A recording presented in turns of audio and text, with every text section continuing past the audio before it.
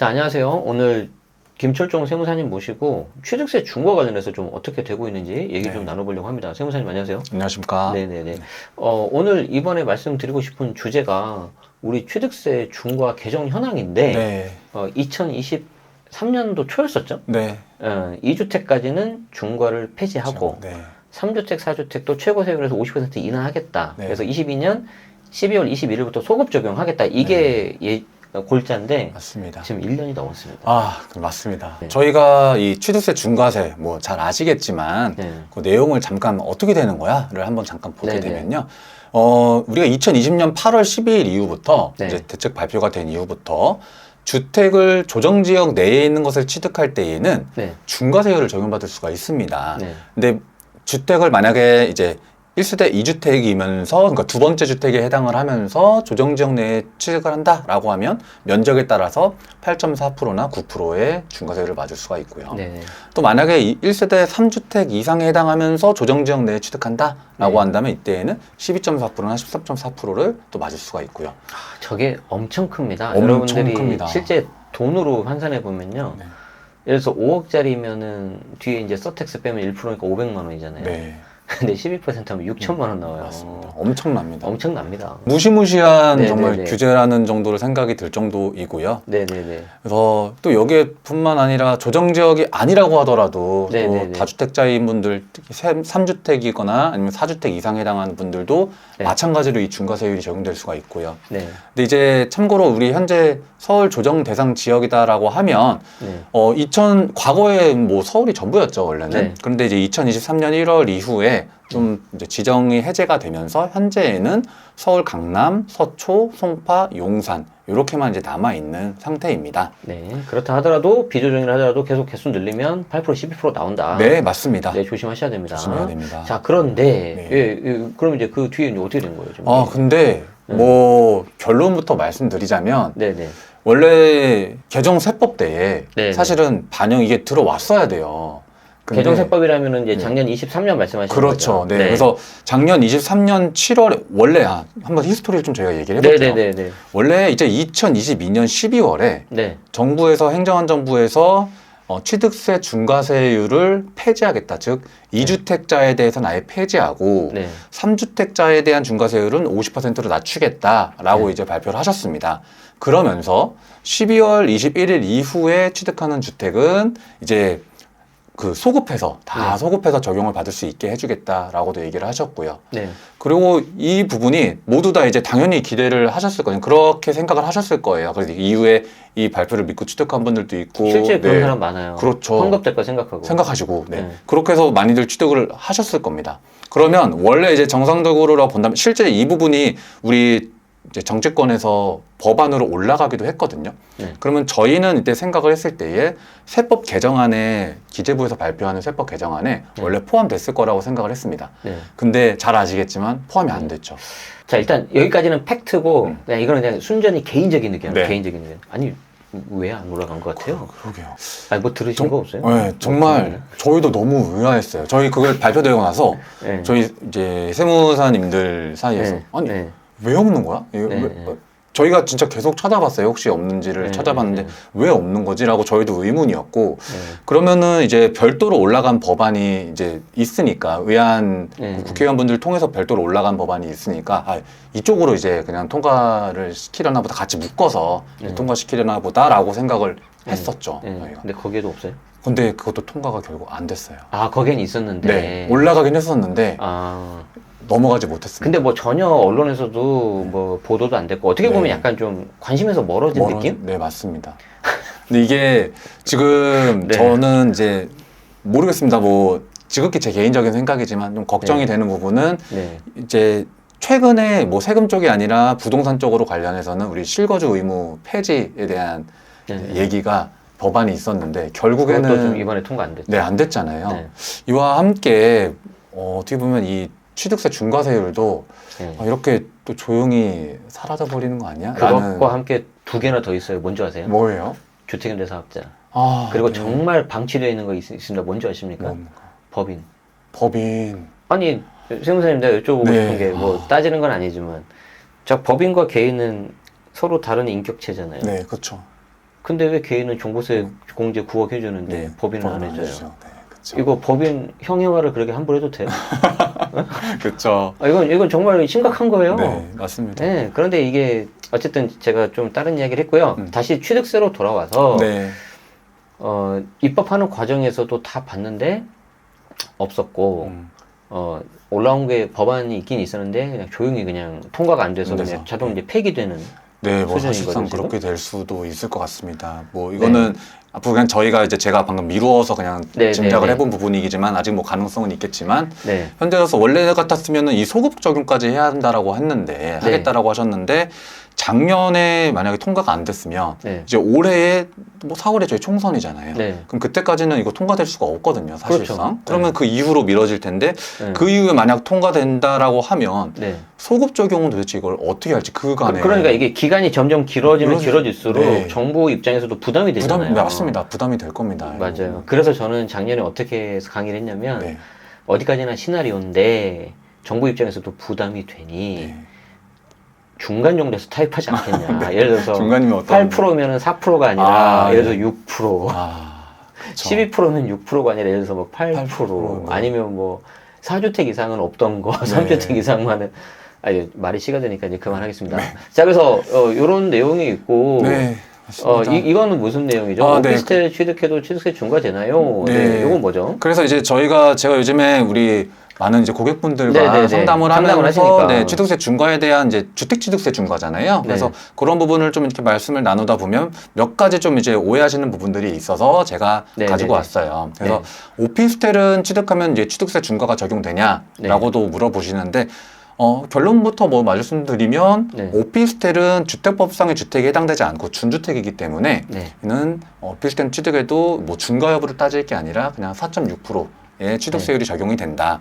근데 이게 헷갈려 하시는 게 이것 때문인 것 같아요. 먼저 우리 양도세 같은 쪽에서 우리 이제 소득세법에서는 오피스텔을 실질에 따라서 보다 보니까 주택수에 포함이 되잖아요. 네. 그렇기도 하고 또 헷갈리시게 될 수밖에 없는 것이 이 지방세 취득세법에서 와서도요.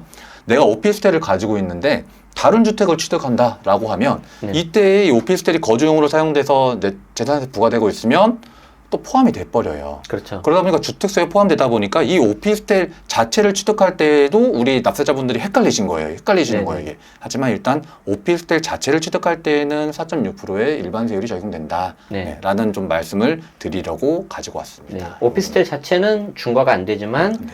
다른 주택 중과는 해당이 되게 발목을 잡는다. 네, 맞습니다. 요걸 꼭 여러분들이 구분을 해주시면 좋을 것 같고 조금 더 덧붙이자면은 20년 8월 12일부터 취득하는 주거용 오피스텔이 취득세, 주택세 들어가죠. 아, 네, 맞습니다. 네네. 그래서 맞습니다. 거기까지 알아두시면 너무 좋을 것 같아요. 네.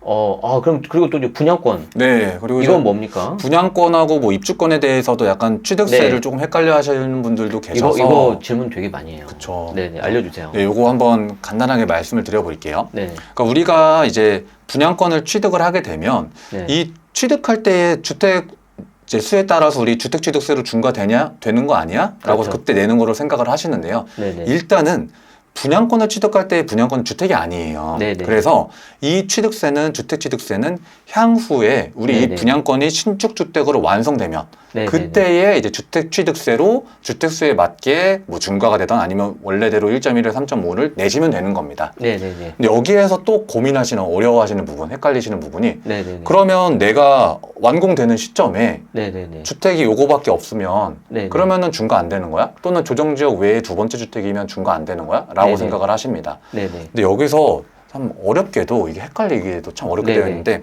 주택수를 또 판단하는 시점은 네. 우리 분양권을 취득했던 즉 이제 분양회사와 우리 계약을 맺잖아요. 분양 그 계약서에 쓰잖아요. 네네. 그 계약을 맺는 날을 기준으로 하게 됩니다. 그러다 보니까 아무래도 이 분양권에 대해서는 우리 일반 납세자분들께서 좀 정확하게 알지 못하시면 네. 헷갈려서 잘못하면 중과를 맞아버리는 상황이 발생할 수도 있겠다. 네. 그러면 이후에 지금 현재 우리가 처음에 얘기했던 이 취득세 폐지하겠다라고 중과 폐지하겠다라고 하는 이 법안이 빨리 통과하기 되기만을 소급 적용 되기만을 기도할 수밖에 없는 상황이 되거든요. 네. 그래서 미리 분양권을 취득하실 때에는 이 계약 맺는 시점에 내가 주택수를 봐야 되겠구나. 그리고 취득세 내는 거, 그 납부하는 거 자체는 이후에 완공되면 내면 되는구나. 라고 이렇게 기억을 해주시면 좋을 것 같습니다. 그러니까 더 쉽게 말씀드리냐면은 내가 무주택이면 상관이 없어요. 네, 맞습니다. 근데 내가 그래서 다주택, 2주택을 가지고 있어. 네. 그리고 내가 분양권을 취득을 해요. 뭐 당첨이 되든 전매로 하든. 그러면 그게 분양권은 주택이 아니지만 그 분양권을 취득하는 그때 3주택이라는 거예요. 네. 취득세 주택수는. 그리고 이제 그게 말씀하신 것처럼 실제 취득세율이 결정되는 거는 완공하는 때인데 네.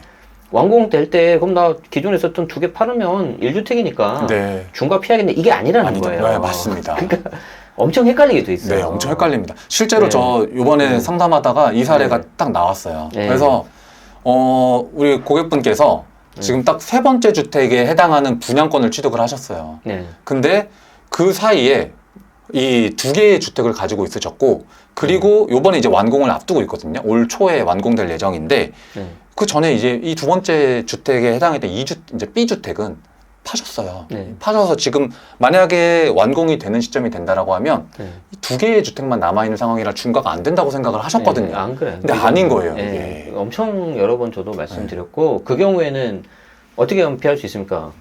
먼저 팔아야죠. 네, 그쵸. 먼저 팔고 분양권을 해야죠. 네, 맞습니다. 네.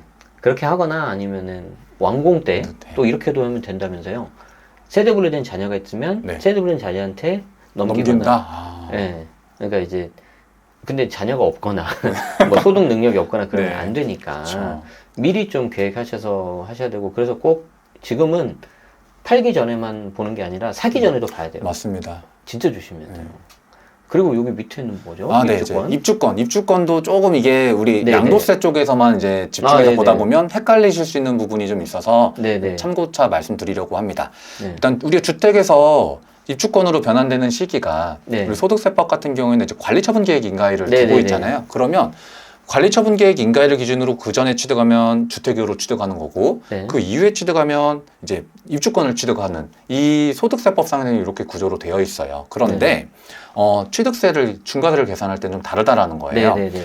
취득세법에서 계산할 때에는 멸실일을 기준으로 합니다. 멸실. 네, 그래서 내가 만약에 관리처분계획 인가일이 지났더라도 실제로 취득하는 그 시점에 멸실이 되지 않아서 주택으로 있다면, 주택 형태가 있다면 그때에는 주택취득세로 과세가 됩니다. 네. 그리고 멸실된 이후에 취득을 하시게 된다라고 하면 이때에는 이제 멸실되고 주택가 없으니까 그냥 토지취득세로 이제 납부를 하시게 될 겁니다. 그래서 여기서 제가 말씀드리려고 했던 핵심은 관리처분계획 인가일은 소득세법에서는 이 기준일로 다 하지만 네. 우리 주택취득세를 따질 때에는 멸실을 기준으로 한다라는 네. 부분입니다. 네. 지금은 순전히 지금 이번 시간은 취득세만 봤어요. 네. 근데 여러분들은 나중에 좋아하는 양도세 비과세 한다 그러면 완전 다릅니다. 완전 다릅니다. 왜냐면 이게 영역이 달라요. 네. 그래서 좀 어려워요. 네, 맞습니다. 왜냐하면 취득세는 그 영역을 지방세법을 또 봐야 되고 양도세 비과세는 또 소득세법을 또 따로 봐야 됩니다. 네, 맞습니다. 네, 그래서 좀 이걸 많이 조심하셔야 되겠어요. 네. 많이들 헷갈려서 오시죠. 맞아요. 엄청 헷갈려 엄청 하세요. 많이들 헷갈려 하세요. 그래서 제가 네. 굳이 이 부분을 네, 어떻게 보면은 지금 오늘 말씀드리고자 하는 내용과는 조금 관계가 없을 수도 있지만 굳이 아니에요. 설명을 드리고자 이거는 했습니다. 잘 하셨고요. 네. 그래서 이제 이게 왜 머리를 어렵게 하냐? 자, 그럼 우리가 이제 입주권을 사자는 거죠. 네. 그럼 내가 다주택이에요. 네. 그럼 다주택이면은 단순히 관처받은 입주권을 사는 게 아니라 멸시까지 되고 나서 사야 된다는 거죠. 네, 맞아요. 자, 근데 반대로 해봐요. 내가 무주택이에요. 네. 그럼 언제 사야 돼요? 멸실되기 전에 멸실되기 전에 사야 돼. 그래야 1에서 3%야. 맞습니다. 안 그러면 잘못하면 4.6% 나와버려요. 맞아요. 그러니까 여기까지 알아야 돼요.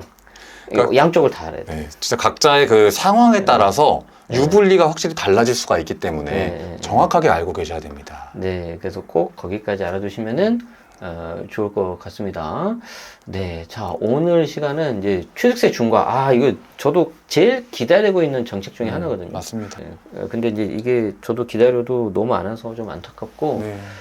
그럼 이제 같이 우리가 이제 취득세 중과 관련해서 좀 조심해야 되는 특히 분양권 입주권 네. 정리 잘 해주셔서 감사하고요. 우리 세무사님 좀 마무리 말씀 좀 하나 해주시죠. 네, 뭐 오늘 우리 제니스님께서 또 이렇게 좋은 자리 마련해 주셔서 열심히 도움이 우리 구독자분들께 되실 만한 내용으로 좀 준비를 해봤었고요.